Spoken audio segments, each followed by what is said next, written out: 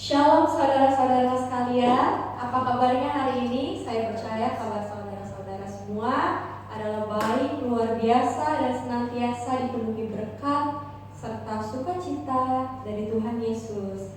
Dan untuk ibadah minggu hari ini, 15 November 2020, seperti biasa akan kita jalankan online, tetapi itu tidak pernah mengurangi sukacita saudara-saudara dan kita semua untuk beribadah secara daring bersama. Mari saudara-saudara, kita mempersiapkan hati dan pikiran kita untuk masuk ke dalam hadirat Tuhan. Kita akan bersaat teduh, menenangkan hati kita untuk mengangkat pujian dengan panggilan berbakti. Yesaya 55 ayat 6-7. Carilah Tuhan selama Ia berkenan ditemui, berserulah kepadanya selama Ia dekat. Baiklah orang fasik meninggalkan jalannya, dan orang jahat meninggalkan rancangannya. Baiklah ia kembali kepada Tuhan, maka Dia akan mengasihaninya, dan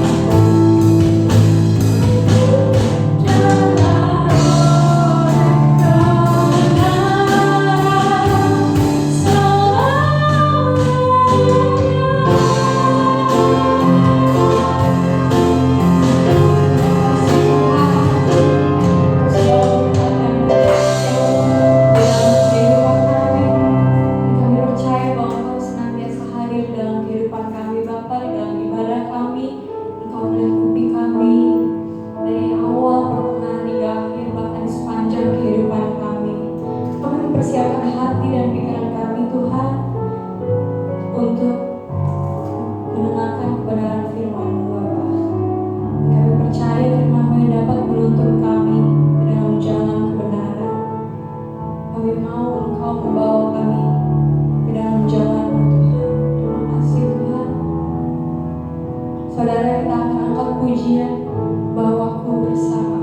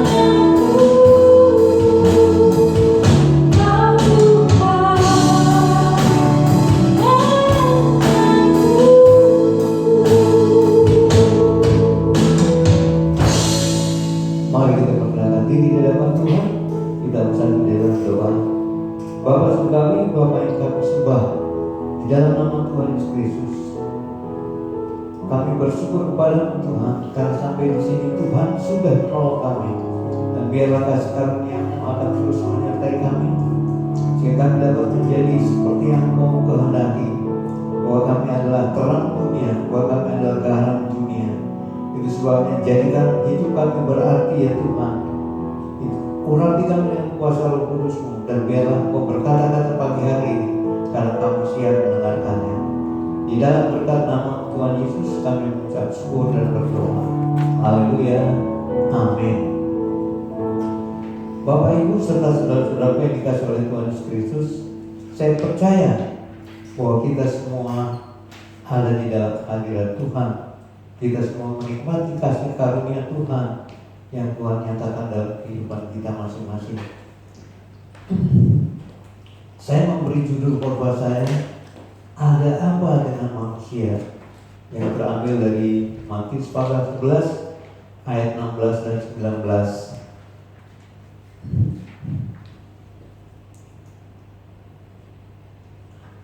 Firman Tuhan berkata begini, dengan apakah akan kuumpamakan angkatan ini?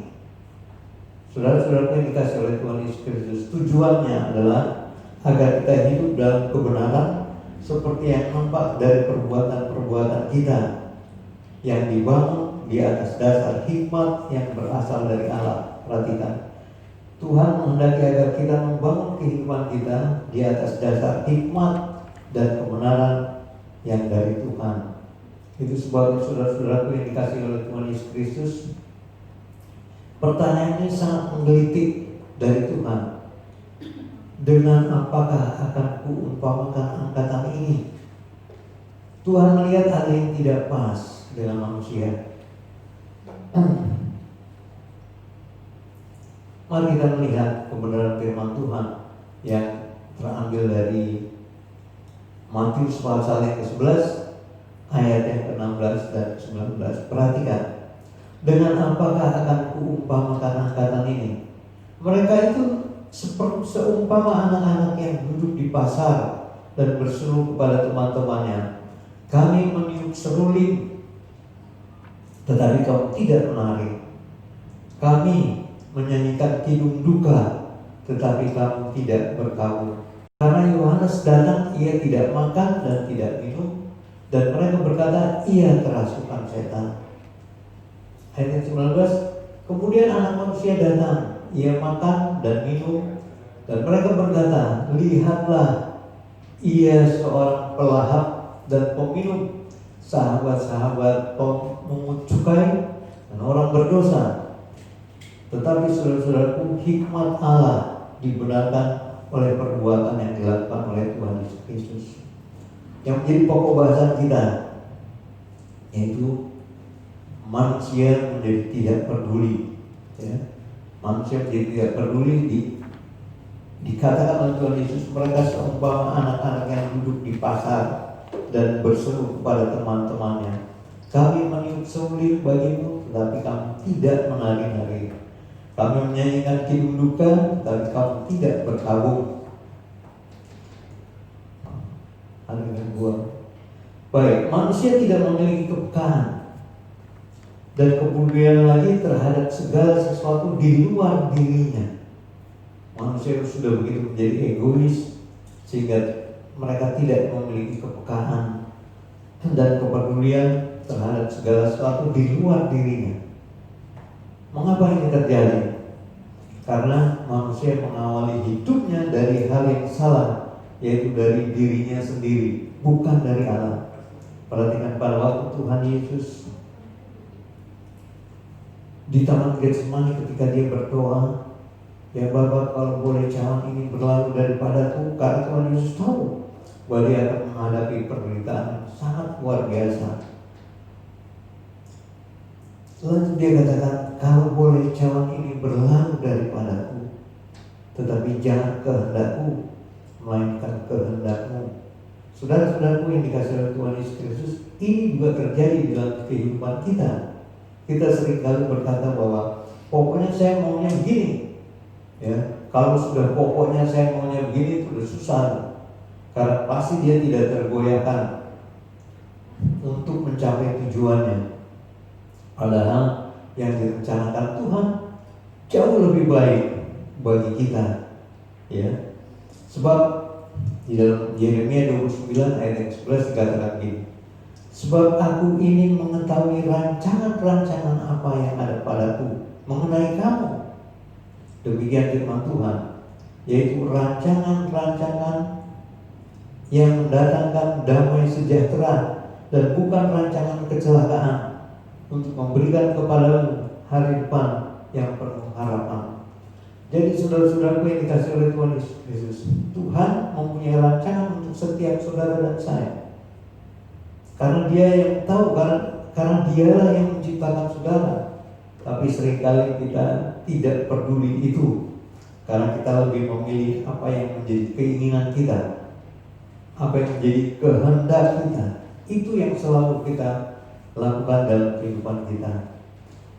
Padahal rancangan Tuhan begitu indah, rancangan Tuhan begitu baik untuk saudara dan saya. Saya sendiri tidak mengerti kenapa saya menjadi pendeta, ya. Saya tidak mengerti kenapa saya menjadi pendeta. Padahal background kepercayaan saya sangat berbeda.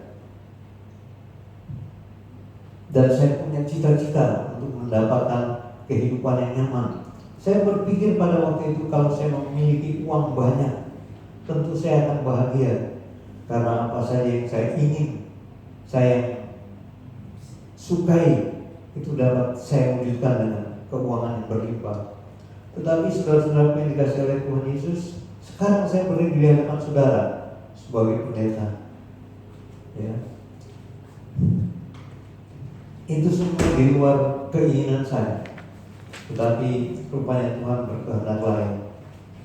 Saya sejak tahun 90 saya melayani di Gereja Baptis Indonesia Cilandak. Kemudian pada tahun 1994 akhir saya pindah ke LLB ke Bandung. Saya memimpin LLB pada waktu itu. Dan setelah itu, setelah 8 tahun saya di sana, akhirnya tahun 2002 saya terpanggil kembali, bukan terpanggil kembali.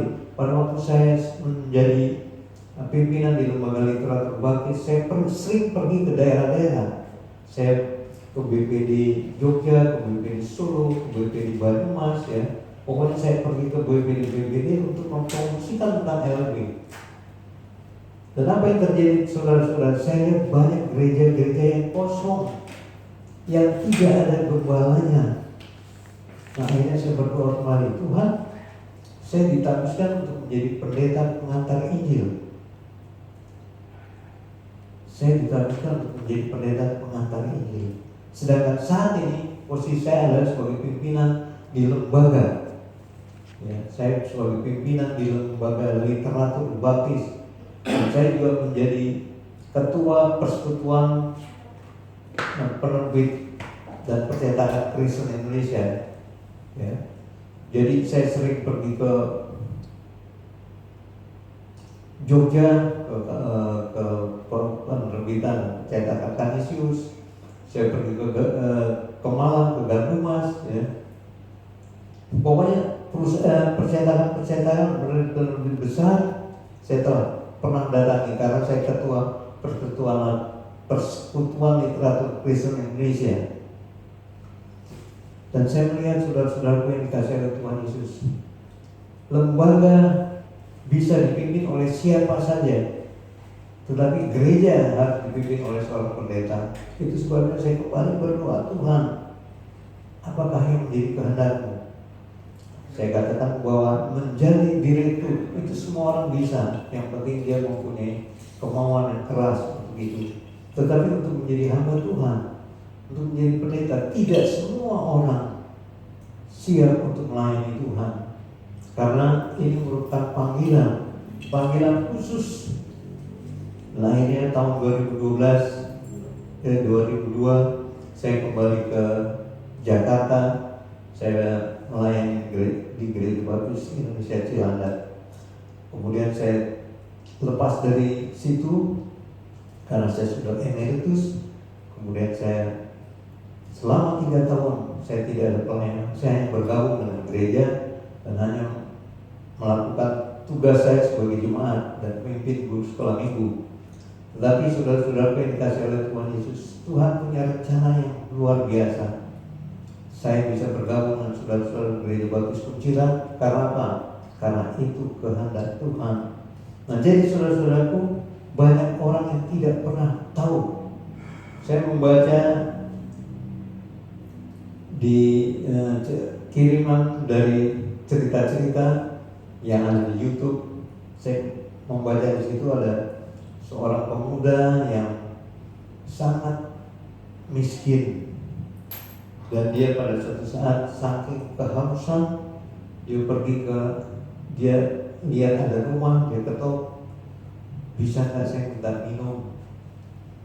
Terus yang punya rumah ini dia melihat bahwa wah, kasihan sekali anak muda ini.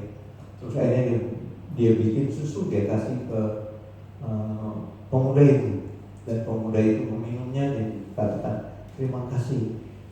Saudara-saudara, berapa tahun setelah kejadian itu, si pemuda itu yang tadinya dia sangat miskin, dia melihat dan dia mendengar bahwa ibu yang dulu memberi dia susu itu sakit. Akhirnya dia berusaha untuk menolong ibu itu, dan akhirnya ibu itu mendapatkan kesembuhan dari sakit penyakitnya. Terus waktu ibu itu mau menerima tagihan dari rumah sakit bahwa dia harus membayar sejumlah uang, dia sudah sangat takut. Karena apa? Dia nggak punya uang. Terus akhirnya ketika pemuda itu lihat, pemuda itu rupanya sudah menjadi dokter, ya, sudah menjadi dokter dan mengoperasi ibu itu, dan ibu itu akhirnya menjadi sembuh. Pada waktu ibu itu melihat tagihan, apa yang tertulis di situ, semuanya sudah lunas dengan segelas susu. Jadi saudara-saudara, kita lihat pemuda ini tadinya tidak homeless, dia tidak punya pekerjaan, dia tidak punya dana untuk melanjutkan kuliah, tetapi pada satu saat dia menjadi dokter karena perjuangan kehidupannya. Dia tidak punya rencana untuk menjadi dokter karena dia tahu persis dia tidak mempunyai uang. Tetapi Tuhan berkehendak lain. Sebab itu aku mengetahui rancangan-rancangan apa yang ada padaku mengenai kamu. Demikianlah firman Tuhan. Jadi Tuhan mempunyai rancangan kehidupan yang baik untuk setiap saudara dan saya. Ya. Dia mempunyai rancangan yang begitu indah buat kita. Nah, tapi seringkali kita mengabaikan rancangan itu. Padahal di dalam di dalam Mazmur 139 ayat 16 dikatakan begini, sebelum aku lahir, engkau telah melihat aku.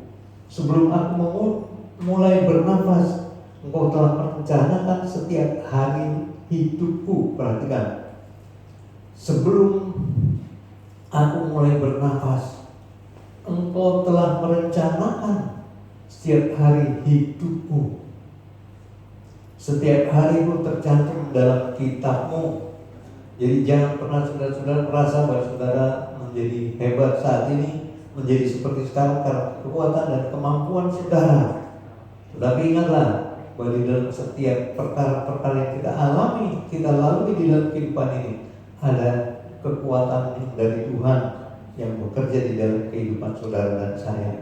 Nah, itu sebabnya saudara-saudara yang dikasih oleh Tuhan, mari kita lihat bahwa rencana Tuhan adalah lebih baik. Itu sebabnya ketika Tuhan berdoa di Taman Getsemani, karena dia tahu bahwa ini akhir hidupnya, dia katakan, kalau boleh cawan ini berlalu daripadaku, tapi jangan kehendakku yang jadi, melainkan kehendakmu. Baiklah saudara-saudara, apapun yang saudara cita-citakan itu baik. Apapun yang saudara inginkan di dalam kehidupan saudara itu baik. Tetapi rancangan Tuhan lebih baik daripada apa yang menjadi keinginan kita. Oleh sebabnya itu saudara-saudara, banyak manusia tidak mengerti. Kita tidak punya kemampuan untuk melihat tanda-tanda. Ya, dengan apakah akan kuumpamakan angkatan ini? Karena Yohanes datang, ia tidak makan dan tidak minum, dan mereka mengatakan ia kerasukan setan. Dan ketika Anak Manusia datang, ia makan dan minum, dan mereka berkata, lihatlah, ia seorang pelahap dan peminum, sahabat-sahabat pemungut cukai dan orang berdosa. Tetapi hikmat Allah dibenarkan oleh perbuatannya. Manusia tidak dapat melihat tanda-tanda ini di dalam kehidupannya, kehidupan yang nyata. Mereka sudah melihat apa yang dilakukan oleh Tuhan Yesus. Di dalam Yesaya 9 ayat 5a sampai ayat yang ke-6 dikatakan begini, namanya disebut orang penasihat ajaib, Allah yang perkasa, Bapa yang kekal, Raja damai, besar kekuasaannya, dan damai sejahtera tidak akan berkesudahan di atas tahta Daud dan di dalam kerajaannya, karena ia mendasarkan dan mengokohkannya dengan keadilan dan kebenaran dari sekarang sampai selama-lamanya. Ini nubuat yang ditulis oleh Nabi Yesaya sebelum beratus-ratus tahun sebelum digenapi dalam Tuhan Yesus Kristus. Tetapi manusia tidak bisa melihat ketika Anak Manusia itu, ketika Tuhan Yesus datang dan berkarya di dalam kehidupannya. Orang timpang disembuhkan, orang tuli bisa mendengar, orang buta bisa melihat, orang lumpuh bisa berjalan, bahkan orang yang mati bisa dihidupkan ketika dia berkehendak.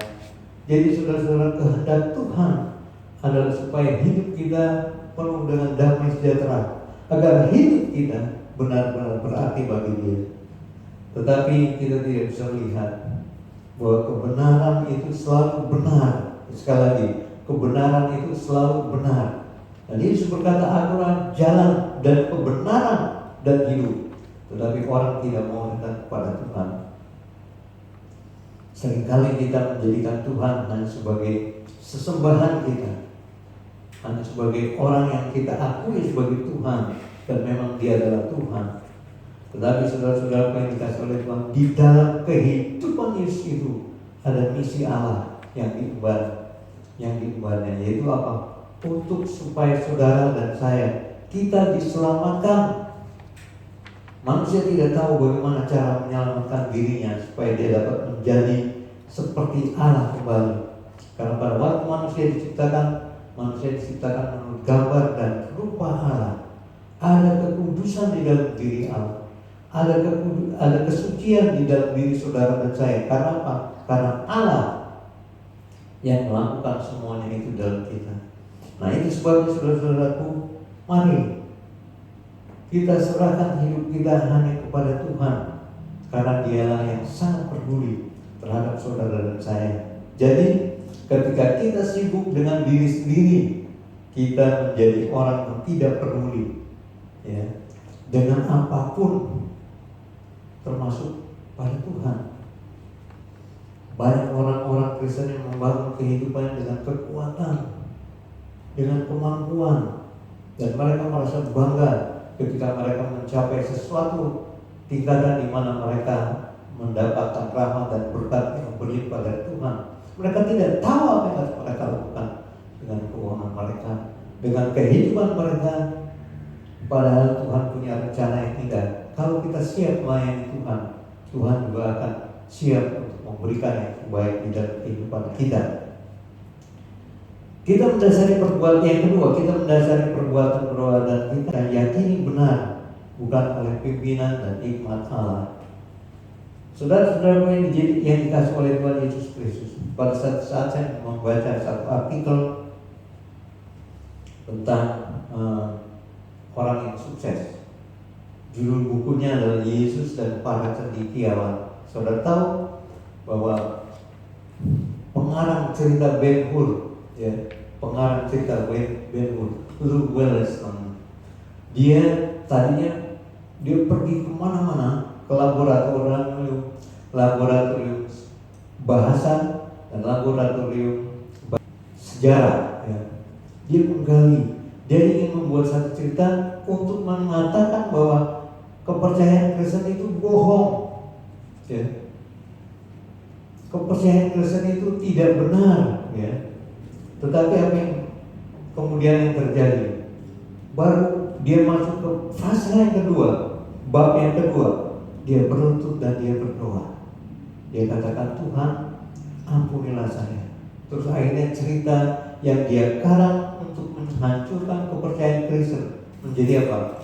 Menjadi buku yang sangat terkenal, dan bahkan buku novel itu dijadikan film dan diberi judul Ben Hur. Judulnya adalah Ben Hur. Nah, jadi saudara-saudaraku yang dikasih oleh Tuhan Yesus Kristus, orang yang merencanakan bahwa untuk menghancurkan kekristenan siapapun mereka harus tahu persis bahwa Tuhan bekerja di dalam kehidupan setiap orang percaya. Dan kita sebagai orang yang percaya, kita harus tahu bahwa kita diberkati oleh Tuhan bukan untuk mendapatkan apa yang baik dan apa yang benar, tapi Tuhan menghendaki agar kita hidup seturut dengan kehendaknya. Jadi ketika kita sibuk dengan diri sendiri, kita menjadi tidak peduli dengan apapun termasuk dengan Tuhan. Kita menyadari bahwa perbuatan-perbuatan kita mendasari perbuatan-perbuatan kita atas kemampuan apa yang kita yakini benar, bukan apa yang menjadi kehendak Tuhan. Dan hal ini sangat memprihatinkan Tuhan, karena ini berarti kita kehilangan kesempatan untuk hidup dalam kebenaran.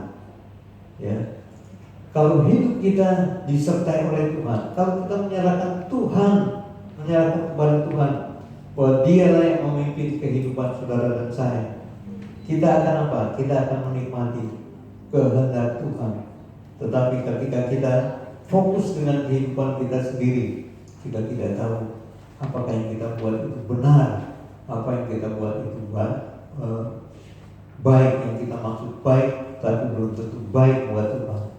Jadi saudara-saudaraku, dua hal sudah kita pelajari berkenaan dengan keprihatinan Tuhan Yesus melihat keberadaan manusia pada setiap zaman.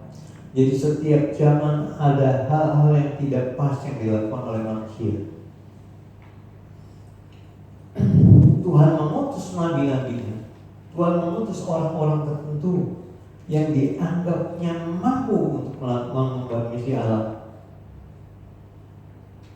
Itu sebabnya saat ini kita menerima keselamatan karena apa? Ada orang-orang yang rela dipakai oleh Tuhan untuk memberitakan kabar baik. Manusia menjadi semakin tidak peduli. Manusia tidak mampu untuk melihat tanda-tanda dari Allah yang sedang bekerja di dalam kehidupan setiap manusia. Jadi saudara-saudaraku yang dikasih oleh Tuhan Yesus Kristus, kita sering melihat ada orang yang kelaparan, tapi kita lewat begitu saja, padahal orang itu sudah sangat-sangat luar biasa mengalami kekurangan dalam kehidupannya. Jadi apa yang harus kita lakukan? Satu, jangan sia-siakan hidup Anda untuk mengejar apa yang Anda inginkan, yang Anda pikir itu baik dan benar. Tetapi kalau kita berserah kepada Tuhan, Tuhan berkata, rancanganku bukanlah rancanganmu. Setinggi langit dari bumi, begitulah cinta Tuhan kepada saudara saya. Dia begitu hebat karena rancangan-rancangan yang memberikan kita kedamaian dan kesejahteraan. Tapi kalau kita sibuk dengan diri kita sendiri, akhirnya kita kehilangan kesempatan dalam kehidupan yang benar untuk meraih kehidupan yang benar. Saudara-saudara, kita tidak tahu kapan kita dipanggil oleh Tuhan. Tetapi ketika kita sadar saat ini bahwa kita adalah milik Tuhan, bahwa kita adalah yang menjadi kesayangan Tuhan, kita dipilih oleh Tuhan untuk menjadi bagian di dalam rencana kekekalannya. Allah menghendaki saudara dan saya untuk pergi memberitakan bahwa Tuhan itu baik. Yang kedua, apa yang harus kita lakukan? Datang kepada Tuhan dan cari kehendaknya. Tuhan sudah menyatakan maksudnya itu kepada Anda dan saya melalui firman-Nya. Ya, jadi temukan, baca, dan lakukan. Itulah yang Tuhan kehendaki untuk terjadi dalam kehidupan kita. Kita dikehendaki untuk senantiasa mencari kehendak Tuhan melalui apa? Pembacaan firman Tuhan. Karena ketika kita tidak membaca firman Tuhan, kita pasti membaca dan tertarik dengan hal-hal yang lain. Dan akhirnya ketika itu tidak terjadi, yang sudah kejar, yang sudah inginkan, itu tidak terjadi, kita menjadi kecewa, kita menjadi frustasi, bahkan kita tidak percaya lagi pada setiap apapun yang Tuhan lakukan dalam kehidupan kita. Setiap apapun yang Tuhan yang kita temukan, yang dikatakan oleh Tuhan di dalam perjalanan kehidupan kita. Jadi saudara-saudaraku, kalau kita hanya menjadi pendengar, kalau hanya kita menjadi pembaca firman Tuhan, tetapi kita tidak melakukan, kita tidak akan pernah melihat mujizat yang Tuhan sedang lakukan dalam kehidupan saudara dan saya dan orang-orang di sekitar saudara dan saya. Jadi sekali lagi, bukan hanya saudara membaca Alkitab, tetapi temukan maksud kehendak Tuhan di dalam kebenaran firman Tuhan itu. Dan bukan hanya berhenti sampai situ, tetapi percayalah bahwa itu akan terjadi dalam kehidupan saudara. Saudara menikmati kuasa Tuhan yang dahsyat, berkat Tuhan yang sedang berlimpah, yang sedang dicurahkan oleh Tuhan kepada saudara dan saya. Jadi sekali lagi, jangan sia-siakan hidup kita dengan mengejar hal-hal yang kita pikir memuaskan kita, tetapi carilah kehendak Tuhan, karena Dialah sangat peduli pada saudara dan saya. Dia ingin kita hidup di dalam kebenaran. Haleluya, amin. Mari kita berdoa. Bapa surgawi, terima kasih untuk kebenaran firman. Kami bersyukur Tuhan karena Engkau mengingatkan kepada kami bahwa Tuhan sampai dengan saat ini masih merasakan bahwa ada apa dengan manusia. Karena kehidupan manusia tidak dibangun di atas kebenaran yang dari Allah, yang dari Tuhan, yang dari kebenaran firman Tuhan yang kami baca. Tetapi saudara-saudara yang dikasihi oleh Tuhan Yesus, kita sering melupakan itu. Kita tidak tahu bahwa ada hal-hal yang sedang dilakukan Tuhan, tanda-tanda yang diberikan oleh Tuhan kepada kita untuk menjalani kehidupan ini, supaya kita tahu persis apa yang menjadi kehendaknya, apa yang menjadi rancangan Tuhan di dalam kehidupan kita masing-masing. Itu sebabnya serahkanlah hidup saudara kepada Tuhan, karena Dia yang memperdulikan saudara dan saya, dan Dia ingin kita berhasil di dalam kehidupan kita untuk melakukan kebenaran, supaya orang dunia ini melihat bahwa di dalam kehidupan kita hanya ada kebenaran. Mereka tidak melihat kesalahan, mereka tidak melihat dosa yang kita lakukan, karena semuanya itu tertutupi oleh perbuatan kita yang memuliakan Tuhan, perbuatan kita yang benar di mata Tuhan. Terima kasih Bapa, terima kasih Tuhan. Ini doa kami, biarlah kebenaran firman-Mu yang sudah selesai diberitakan, membuat kuasa kebenaran firman Tuhan itu akan terus bertumbuh dan berakar di dalam kehidupan kita, sampai kita menjadi seperti yang dikehendakinya. Terima kasih Tuhan. Haleluya, amin. Amin. Puji Tuhan. Terima kasih untuk Pendeta Bambang atas kebenaran firman Tuhan yang telah disampaikan, di mana kita kiranya tidak menyanyiakan kehidupan kita, dan kita selalu mencari kehendak Tuhan berdasarkan kebenaran firman-Nya. Tiba saatnya untuk menjalani panggilan pemberi. Mari kita bersama dengan Tuhan. Bapa di surga, kami selalu ingin bersyukur karena kami sungguh melihat akan kebaikan kasih Tuhan yang selalu menyertai di dalam kehidupan kami. Di masa yang sulit pandemi ini, Engkau masih terus memberi kesehatan yang baik kepada kami. Dan pada saat ini kami beribadah itu karena kemurahan. Dan pada saat ini Tuhan, rasa kasih kami kepada Tuhan akan kami tunjukkan dengan persembahan yang akan kami berikan, perpuluhan yang akan kami berikan, Ini semua dari hati kami yang paling dalam untuk menyatakan rasa kasih kami kepada Engkau. Biarlah persembahan ini diberkati, dikuduskan oleh Tuhan sendiri, sehingga persembahan kami yang akan masuk di dalam gereja ini, Gereja Baptis Indonesia Kunciran, bisa menjadi berkat bagi pelayanan kami, bagi banyak orang untuk mengenal Engkau. Terima kasih Bapa, kami serahkan berkat ini ke dalam tangan kuasa. Hanya dalam nama Tuhan Yesus kami berdoa, kami bersyukur. Haleluya. Amin. Panggilan memberi dapat kita ambil dari Mazmur 54 ayat 6 dan 8. Sesungguhnya Allah adalah penolongku, Tuhanlah yang menopang aku. Dengan rela hati aku akan mempersembahkan korban kepadamu, bersyukur sebab nama-Mu baik ya Tuhan. Warta dan informasi untuk ibadah hari ini, saudara-saudara, supaya kita senantiasa selalu percaya Tuhan pasti menolong dalam mengatasi COVID-19 ini selama kita pandemi. Tentu saja kita pasti mengalami ada kekhawatiran, kesulitan, tetapi kita senantiasa berpegang kepada Tuhan seperti kebenaran firman yang telah disampaikan tadi dan selalu mencari kehendak-Nya, maka kita pasti akan selalu dikuatkan di dalam tangan Tuhan. Kemudian bagi jemaat yang ingin menitipkan persembahan, harap datang sebelum pintu gereja ditutup, yaitu pukul 8.45 waktu Indonesia Barat. Dan jam 9 karena pendeta dan seluruh pekerja sudah berdoa untuk ibadah. Dan kita juga mengucap syukur saudara-saudara atas acara pemberkatan pernikahan dari saudara Ferry Simamora dengan saudari Yuri Francisca kemarin tanggal 14 November 2020 itu sudah berlangsung dengan baik dan lancar dalam penyertaan tangan Tuhan. Tuhan Yesus memberkati. Dan saudara-saudara supaya tetap sehat, kuat, dan sukacita. Terima kasih.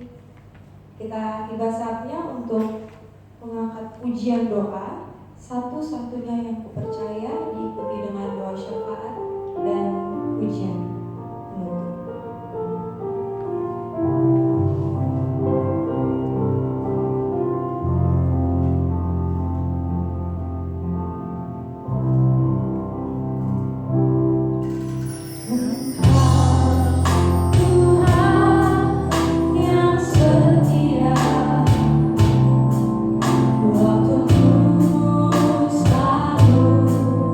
Yang terbaik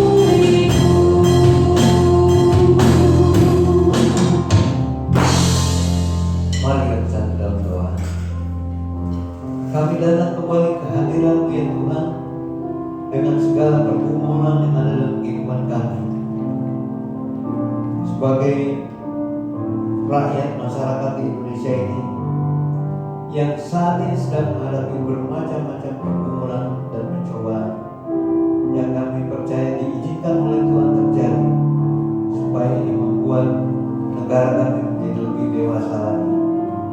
Kami berdoa, berikan kekuatan kepada Presiden Joko Widodo dan wakilnya Pak Maruf Amin serta juga para menteri yang mendampingi beliau. Kiranya kasih karunia Tuhan menyertai mereka. Jauhkan dari mereka pikiran-pikiran yang mengembara Tuhan, pikiran-pikiran untuk mencari keuntungan dan kepentingan diri sendiri, karena inilah sifat manusiawi.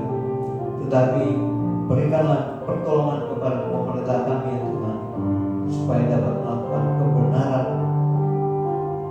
baik menurut umum maupun menurut Tuhan, sehingga negara kami ini dapat terus merangkak maju sejajar dengan bangsa-bangsa lain yang maju di dalam kehidupan ekonomi, kehidupan berbangsa dan bernegara. Terima kasih Bapak, terima kasih Tuhan. Kami percaya COVID-19 merupakan hal yang Tuhan izinkan kami alami di seluruh dunia ini, karena Tuhan sedang menampil siapakah orang-orang yang percaya kepada Tuhan akan diselamatkan. Disebabkan berdoa untuk masyarakat Indonesia ini yang belum percaya kepadamu ya Tuhan, Engkau akan mengirim utusan-utusan-Mu, baik melalui kehadiran seseorang yang terus memberitakan Injil Tuhan Yesus, memberitakan kebenaran dan menjadi teladan kebenaran, supaya ketika orang melihat mereka melihat bahwa anak-anak Tuhan hidupnya disertai oleh Tuhan, senantiasa ditolong oleh Tuhan. Kami rindu banyak orang di negara kami ini pada akhirnya diselamatkan oleh Tuhan. Kami terus berdoa untuk organisasi-organisasi massa dan kelompok-kelompok yang berusaha untuk menjelekan, yang mengkritik pemerintah, bahkan yang tidak suka dengan pemerintah sekarang ini. Kami doakan supaya Tuhan melunakkan hati mereka, supaya Tuhan menjamah mereka, sehingga mereka mendapatkan pencerahan dari Tuhan dan menyadari bahwa setiap orang tidak bisa seragam, setiap orang pasti berbeda. Sebenarnya perbedaan bukan hal yang sangat memalukan, tapi perbedaan itu merupakan keunggulan daripada setiap orang. Oleh karena itu, apabila perbedaan-perbedaan ini diserahkan kepada Tuhan, perbedaan-perbedaan itu menjadi indah. Terima kasih Tuhan, itu sebabnya yang kelaparan di negara kami ini, Tuhan tolong, Tuhan buka jalan untuk mereka, supaya mereka dapat menikmati makan setiap hari. Terima kasih Bapak, terima kasih Tuhan juga yang saat ini sedang mengalami masalah dengan pekerjaan. Ada yang harus di PHK, ada yang harus dirumahkan, walaupun mereka masih mendapat tunjangan gaji, tapi tidak seberapa, tidak seperti biasanya. Tapi dalam situasi seperti ini Tuhan menolong mereka untuk tetap bisa percaya dan tetap hidup di dalam damai sejahtera. Juga kami berdoa untuk pelayanan gereja-Mu di tempat ini ya Tuhan. Dalam situasi seperti ini kami terus harus melakukan apa yang menjadi kehendak Tuhan, yaitu memberitakan perbuatan-perbuatan besar yang Tuhan lakukan dan Tuhan percayakan kepada kami untuk melakukannya, sehingga kami berdoa supaya setiap orang, tetangga-tetangga kami, bahkan kelompok-kelompok yang dimana kami berada di lingkungan mereka, biar mereka dapat melihat Tuhan yang ada dalam kehidupan setiap jemaat-Mu, sehingga mereka akan melihat bahwa sesungguhnya hidup kekristenan itu adalah hidup yang sangat diberkati oleh Tuhan, yang sangat istimewa. Jadi sebabnya kami terus berdoa saudara-saudara kami juga yang saat ini sedang mencari pekerjaan, yang saat ini sedang bekerja di rumah, walaupun mendapat gaji yang separuh atau seperempat, tapi kami percaya Tuhan masih tetap memberikan kemampuan kepada setiap jemaat kami hidup di dalam kekurangan. Karena salah satu panggilan kami adalah bukan hanya untuk menikmati damai sejahtera Tuhan, tetapi juga masuk dalam pemberitaan Tuhan. Terima kasih Bapak, terus kami terus berdoa untuk saudara-saudara kami yang saat ini sedang sakit. Kami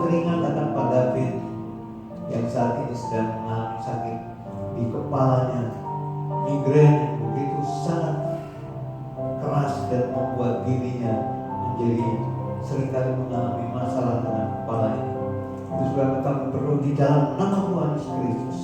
Biarlah Tuhan tumpahkan tangan kasih karunia kepada Pak David, juga kepada Ibu Lydia, juga Ibu Wahab, demikian juga Ibu Utabara, dan mungkin ada saudara-saudara lain yang saat ini sedang mengalami sakit penyakit.